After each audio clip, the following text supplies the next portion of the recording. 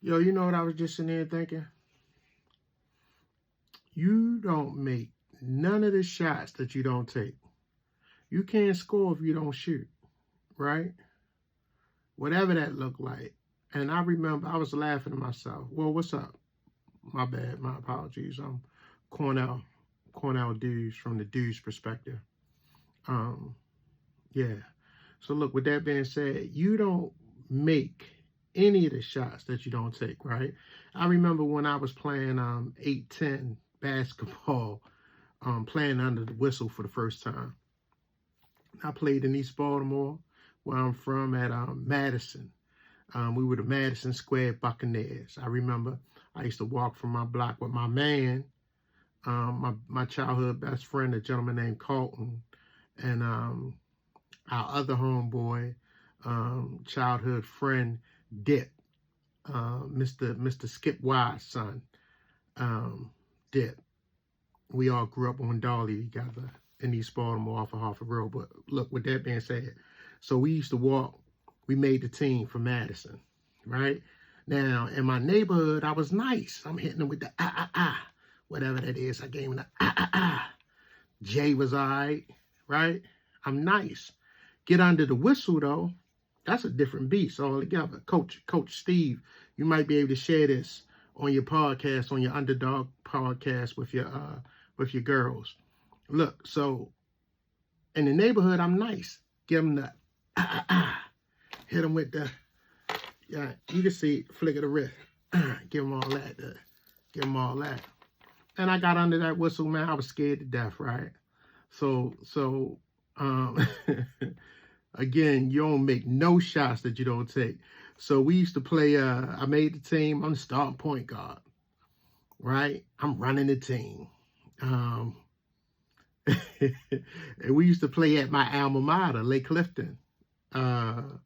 So we 10 years, 8 to 10 basketball match, and we playing Cecil, playing Bentlow, we playing Oliver, Cecil. I said Cecil already. So we playing them guys. Look, it don't make a difference who he's playing though, right? I'm scared to death under the whistle. What I realized was I left my instincts, right? And then I started thinking. This is applicable in life, right? You know how God blesses you instinctively to do things that you're just naturally gifted at doing.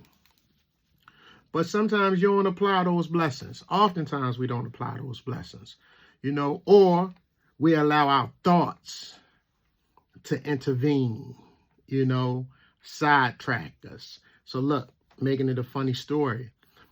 When we used to practice passing, right? The coach would teach us how to pass, right? Bounce pass, chest pass. You always had to take a step and pass. You would take a step and pass.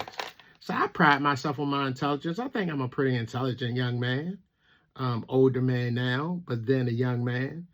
But when I tried to apply that in the game, it always caused me to travel, right? Because I might break the press, and then it's time for me to pass the ball, and then I go into what the coach said. Take a step. It wasn't a seamless motion. You know what I mean? It was me thinking. Now in my neighborhood, I could whatever that is, and give them the no look. I thought I was Magic, 6'9" guard from Michigan State. But I was only probably about 4'9" at the time anyway, so it ain't make a difference. But look, I never, for a whole season, that's the point I'm trying to make, a whole season, you can only make the shots you take. I didn't shoot the ball for a whole season. We played 20 games, right? If we scored 30 points, Dip had about 24. And there was another dude, 6'9", on our squad named Corey. He scored the remainder. We didn't win the game neither. So I didn't take a shot. I didn't get no buckets. They could have called me no buckets. I ain't score a bucket. I was scared to shoot, right? I thought about this today. I was scared to take the shot. I was too concerned with people laughing if I missed. Can you imagine that? being concerned with people laughing if you didn't make it, as opposed to just being confident in yourself and your ability, your natural gifts, and just trying, you know. I was 10 then. I haven't been 10 in years. And by the grace of God, I'm glad I don't have that same mindset. You know, you live and you learn. I remember at the end of the season, I didn't take no shots. So listen to what I'm telling y'all. We played 20 games. I'm starting point guard. I didn't even attempt to shoot. In hindsight, I don't even know if I got to the free throw line. Man, the coach was mad as I don't know what. And in hindsight, he had all reason to be mad. You hear me? All reason to be mad. But look, and then at the end of the season, we had some real tough uniforms too. Buccaneers. They was white, red, and blue. Real tough uniforms. Looked nice, you know what I mean? We played up late. Big gym. And I'm scared. Just scared. Under the lights. Scared to try. Scared to... I was scared to fail. Because I didn't want to be ridiculed. You know, that's a life lesson. Right? And as an adult, I realize there's more people who feel like that, you know. So be encouraged to try. You know what I mean? I'm going to try. And I've been trying ever since. You know what I mean? I played under the whistle after that. And I put it up. You hear me? I put it up. Let me get that. I'm going to shoot. And I'm going to shoot, you know. But I remember at the end of the season, the coach pulled us into the corner. We giving them the uniforms, season over. I was scared to shoot, but I ain't never been scared to ask questions. And I remember at the end of the season, we sitting in the court up at Lake. It's a cold gymnasium. We done gave him our uniforms back.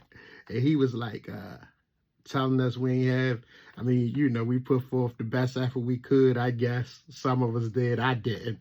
And I know I did. I was scared to death. I was scared to death. You hear me? I'm getting nervous thinking about how scared I was 40 years ago. Just scared to try. But I remember at the end, the coach was asking us, did we have any questions? And I raised my hand. I ain't never been scared to ask a question. I raised my hand. I should have been scared to ask this question. And I hollers out, this mean our trophy's not going to be that big. In that voice, too. This mean our trophy not going to be that big, right, coach? He said, trophies? He said, boy, how many buckets did you score this season? Yeah.